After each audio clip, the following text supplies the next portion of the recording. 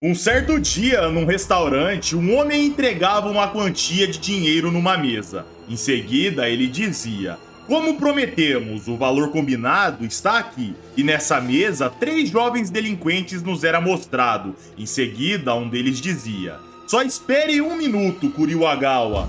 Mas eu acho que 1 milhão não será o suficiente." O homem que deu o dinheiro ficava de cabeça baixa e o delinquente continuava: "Quase metade de nós ficou inconsciente e sangrando. Eu estive no hospital com meus testículos queimando por quase uma semana."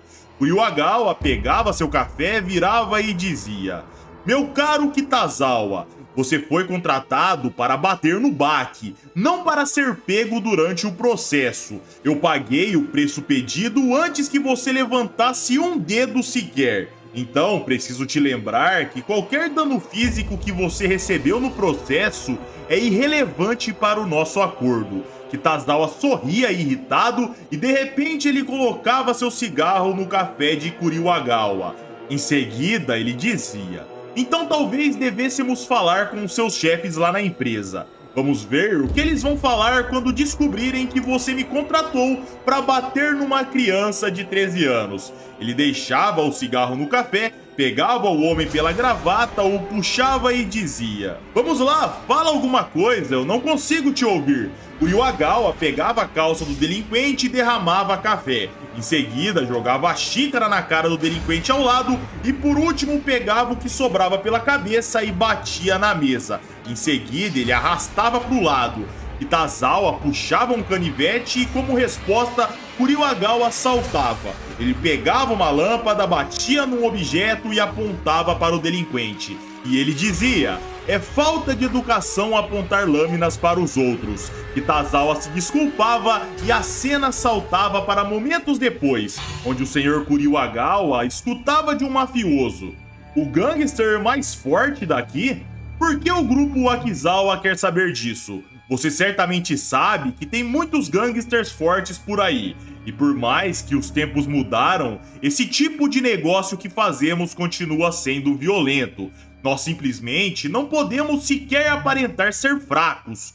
Ele puxava uma katana e continuava dizendo: "Em todos os campos tem pelo menos um ou dois que são considerados especiais. O mundo das lutas não é diferente." Ele pegava um papel, começava a limpar a espada e continuava dizendo: "Mas se estiver falando de um lutador de mãos nuas, então Hanayama é quem você procura. O chefe da gangue Hanayama, cujo nome é Kaoru Hanayama. Ele ainda é jovem, só que quando o Hanayama anterior morreu, esse jovem assumiu o posto." Kuriwagawa dizia: "Então ele é apenas uma criança." O mafioso continuava dizendo: "Essa criança que você diz começou uma guerra de vingança com ninguém menos que o famoso grupo Kobe, um grupo Tomizawa. Sozinho, Hanayama derrotou um exército de 50 homens. 30 minutos foi o tempo que a criança de 15 anos demorou."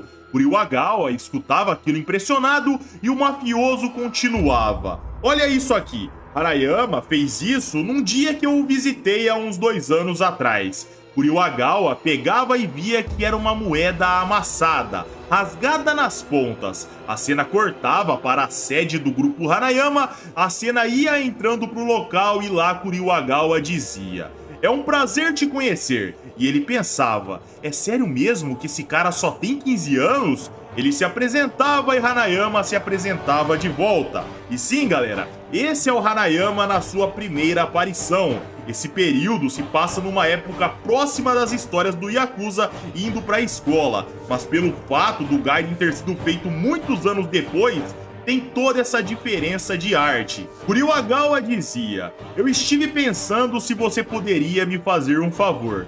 Eu quero saber quem é o Yakuza mais forte desse país." Hanayama não respondia, ficava apenas olhando e o Sr. Kuriwagawa pensava: "Que pressão incrível!" A ferocidade dele ecoa pelo ambiente mesmo em silêncio. Hanayama continuava olhando e Kuriwagawa continuava falando: "Eu vou ser honesto com você, Hanayama. Você tem apenas 15 anos de idade. Para ser considerado o mais forte, ao meu ver, é algo meio impossível para alguém tão jovem.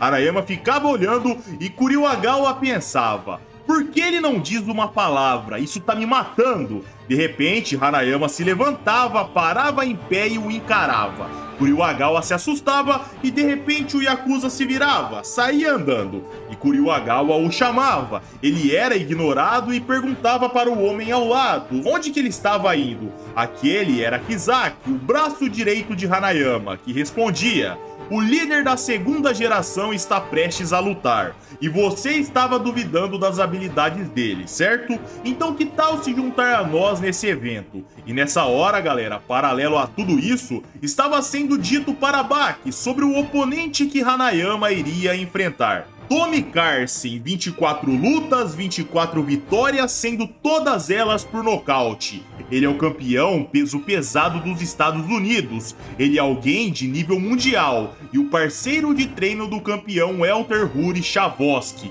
Ele treina na Teiyujin.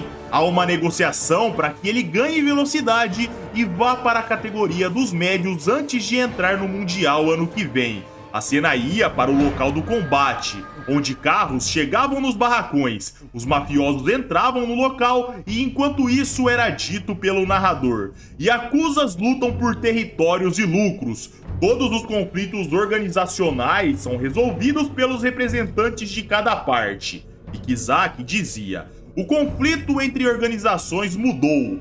Brigas para resolver as coisas agora é a moda do momento. E isso acontece de forma justa. Ele gritava o nome de Yajima e o mafioso olhava para ele dizendo: por que demorou tanto? Mas não importa, diga a Hanayama que Tommy está sob meus cuidados desde ontem. Kizaki lembrava quem era aquele homem e Tommy aquecia atrás do mafioso. Ele começava a fazer sombra no ar e Kizaki pensava: houve um tempo que as pessoas temiam esse boxeador.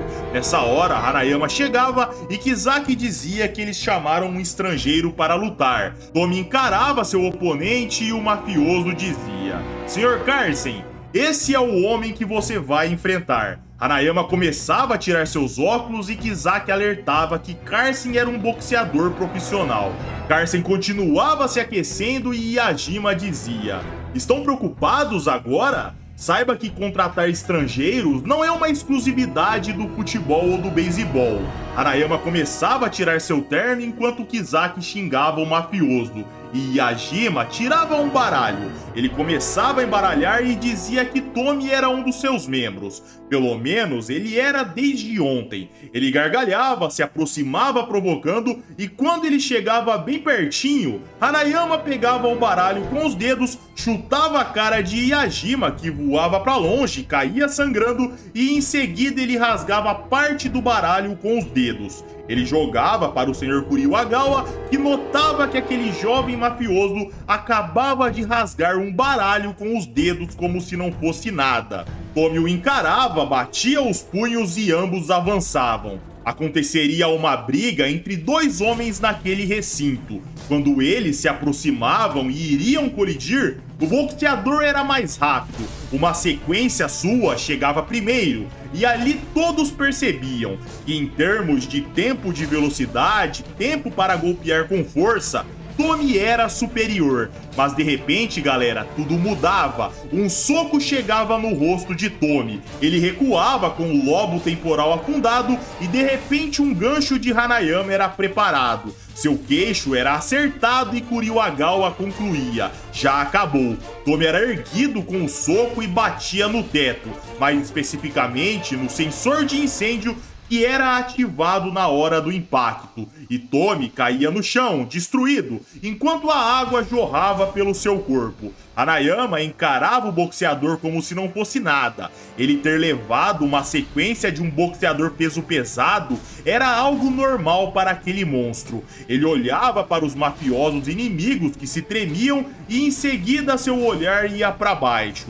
Tommy era o seu alvo. Ele parava em cima do boxeador desmaiado e Kuriwagawa dizia que já tinha acabado. O inimigo estava destruído no chão. Já tinham claramente um vencedor ali. E Kizaki explicava: esse tipo de luta é diferente. Se pararmos a partida, significa que perdemos. Quem pode parar essa luta no momento é Yajima. e ele está desmaiado no chão. Hanayama colocava suas mãos no rosto do boxeador e puxava. Um grito ensurdecedor ecoava pela rua. E nessa hora, Yajima acordava com Tomi. A mandíbula do seu lutador estava destruída e ele tentava fugir de Hanayama. O Yakuza o pegava pelo rosto, enfiava a mão no seu olho, que era afundado, e puxava. Tomi era girado no ar e o Sr. Kuryuagawa dizia: o dedo dele entrou na órbita do olho e subiu. Kisaki nessa hora gritava para Yajima desistir da luta, ou Hanayama iria matar Tomi. O Yakuza pegava o braço do boxeador e apertava. Um braço era esmagado, ele ia para o outro e puxava. O outro braço era transformado em algo elástico com aquela força. Ele pegava Tomi pelas orelhas e quando ia puxar, Yajima pedia para ele parar. Hanayama soltava e apenas parte das orelhas estavam rasgadas. Ele soltava Tomi, que caía de joelhos, e o Sr. Kuryuagawa entendia. Então esse é o poder de Kaoru Hanayama. Aquele homem não era brincadeira. E assim, galera, mais um vídeo vai chegando ao fim. Like para incentivar o conteúdo, se inscrevam e é isso aí. Um abraço, fiquem com Deus e tamo junto!